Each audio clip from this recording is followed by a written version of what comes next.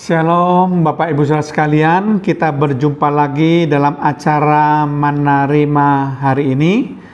Ya, tetap kita akan membahas mengenai topik akhir zaman. Tapi sebelumnya kita buka terlebih dahulu acara Menerima hari ini dengan doa.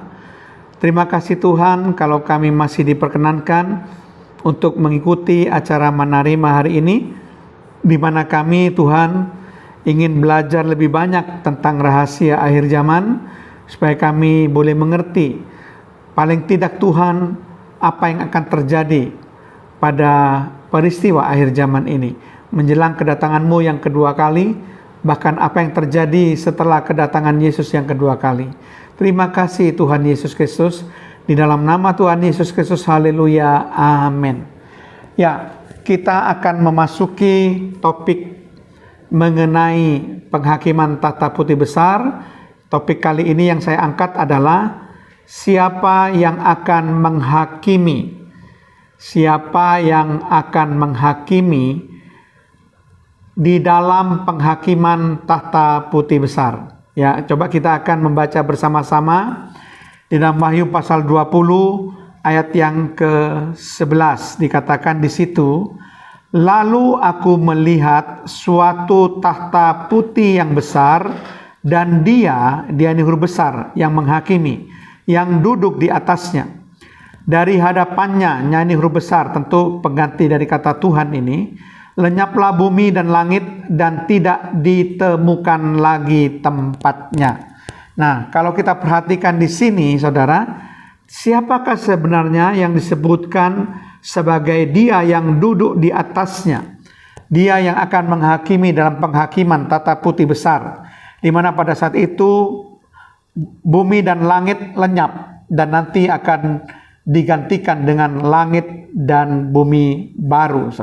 Mari kita akan berusaha untuk menggali mengenai siapa sosok pribadi yang akan menghakimi dalam penghakiman tahta putih besar, yaitu yang akan menghakimi orang-orang berdosa, ya, yang dibangkitkan dalam kebangkitan yang kedua ini. Ya, coba akan kita melihat bersama-sama di dalam Injil Yohanes pasal 5 ayat yang ke-22 dan ayat yang ke-27. Dikatakan demikian, Bapa tidak menghakimi siapapun, melainkan telah menyerahkan penghakiman itu seluruhnya kepada anak. Ya, kepada anak tentu menunjuk pada Tuhan Yesus Kristus. Kemudian ayat 27, dan ia huruf besar telah memberikan kuasa kepadanya untuk menghakimi, karena ia adalah anak manusia. Jadi Tuhan Yesuslah yang akan menghakimi. Di mana dikatakan bahwa kuasa untuk menghakimi sudah diberikan kepada Tuhan Yesus Kristus. Jadi ini suatu penjelasan yang sangat real dan nyata sesuai dengan fakta dari Alkitab yang pasti benar adanya, bahwa Bapa tidak menghakimi, tetapi anak manusia, yaitu Tuhan Yesus Kristus yang akan menghakimi. Nah, kita akan melihat dalam Kisah Para Rasul pasal yang ke-10 ayat 42 untuk meneguhkan siapa yang akan menghakimi ini. Kisah Para Rasul 10 ayat 42 dikatakan demikian,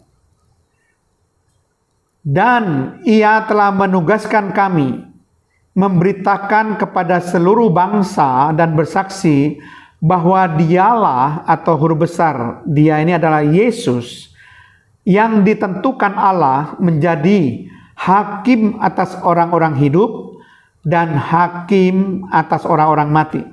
Jadi hakim atas orang-orang hidup dan orang-orang mati itu adalah Yesus. Dan itu sudah ditentukan dari semula.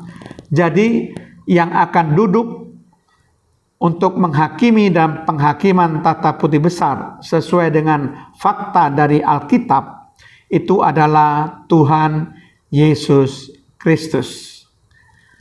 Amin. Mari kita tutup dengan doa. Terima kasih Tuhan, kalau kami sudah belajar kebenaran firman-Mu, supaya dengan demikian Tuhan, pengetahuan kami boleh makin bertambah dan kami boleh makin mengerti mengenai penghakiman tata putih besar ini.